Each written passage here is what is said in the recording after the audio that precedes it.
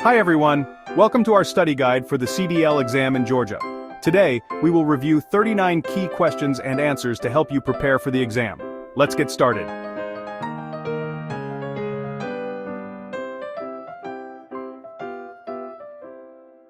Let's start with general knowledge questions. What is the minimum stopping distance at 55 miles per hour, 300 feet? What should a driver do before starting their trip? Perform a pre-trip inspection. What is the maximum speed limit for vehicles with CDL plates on rural highways? 55 miles per hour. What should a driver do when approaching an intersection with a stop sign? Come to a complete stop and yield if necessary. What is the safe following distance for another vehicle on the road? At least 1 second for every 10 feet of the vehicle's length, plus an additional second if traveling over 40 miles per hour. What is a blind spot, and how should a driver handle it? A blind spot is an area around the vehicle that cannot be seen in the mirrors. Drivers should turn their heads and look before changing lanes.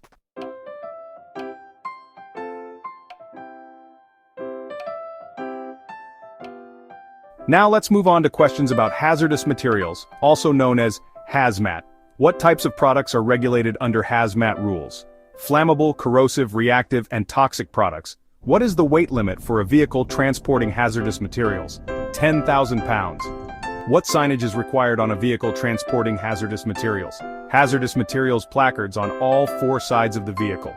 What should a driver do if they discover a leak in a hazardous materials container? Stop immediately and notify the authorities.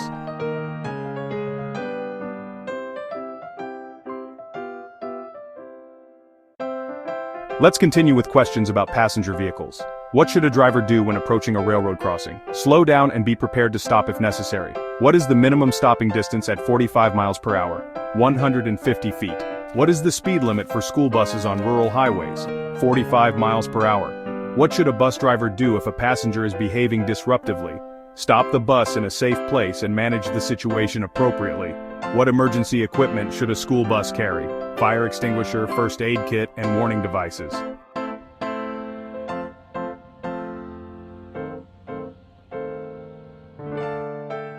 Now let's look at some questions about air brakes.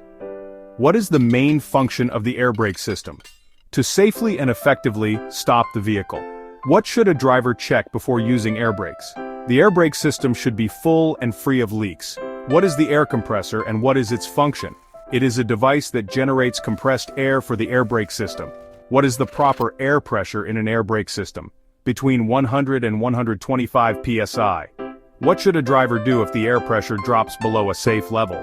Stop immediately in a safe place and check the brake system.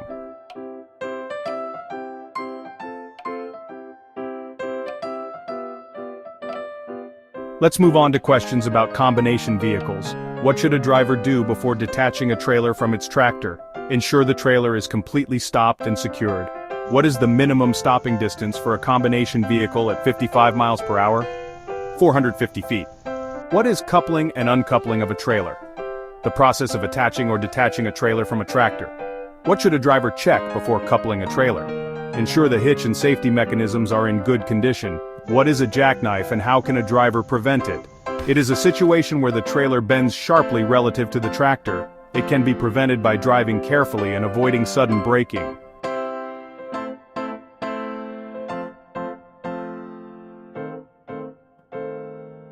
Now let's talk about questions related to tanker vehicles.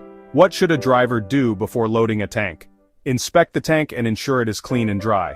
What is the weight limit for a tanker vehicle? 80,000 pounds. What is the slosh effect and how can a driver handle it? It is the movement of liquid inside the tank. It can be managed by driving smoothly and avoiding abrupt maneuvers. What precautions should a driver take when transporting flammable liquids? Avoid smoking, keep emergency lights on, and park in designated areas. What safety equipment should a tanker vehicle carry? Fire extinguishers, warning signs, and personal protective equipment.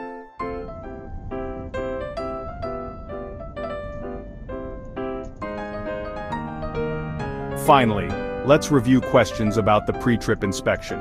What should a driver inspect during a pre-trip inspection? All vehicle components including lights, brakes, tires, and fluids. Why is a pre-trip inspection important? To ensure the safety of the driver and the vehicle. What should a driver do if they find a defect in the vehicle during the inspection? Do not drive the vehicle and report the defect for repair. What are critical points to check in an air brake system during an inspection? Air pressure, leaks, and proper operation of the compressor. What should a driver do before starting the vehicle's engine? Check fluid levels and ensure all systems are in good condition.